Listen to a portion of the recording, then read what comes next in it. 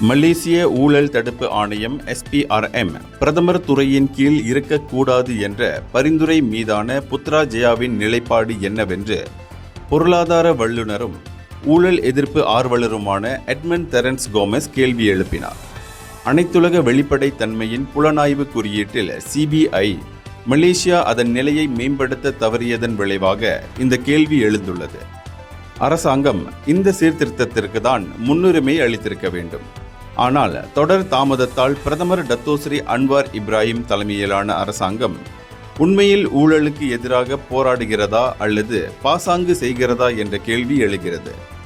SPRM-ஐ பிரதமர் துறையின் கீழ் இல்லாமல் சுதந்திர பிரிவாக உருவாக்குவதன் மூலம் அனைத்துலக CBI குறியீட்டில் மலேசியா நிலையான இடத்தை கொண்டிருக்கும். இதன் மூலம் அந்த ஆணையம் தனி பிரிவாக இயங்க அஞ்சுவதாக தெரிகிறது. பிரதமரின் வழிகாட்டி அவசியமானதாக உள்ளது.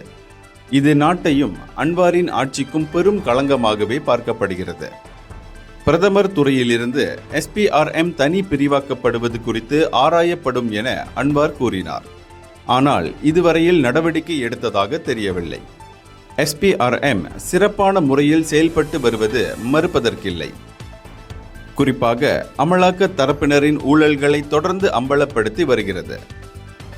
ஆனால் எது பெரிய ஊழல் எது சிறியது என்பதில் SPRM குழப்பம் கொண்டுள்ளதாக எட்மண்ட் தெரன்ஸ் கோமஸ் கூறினார்.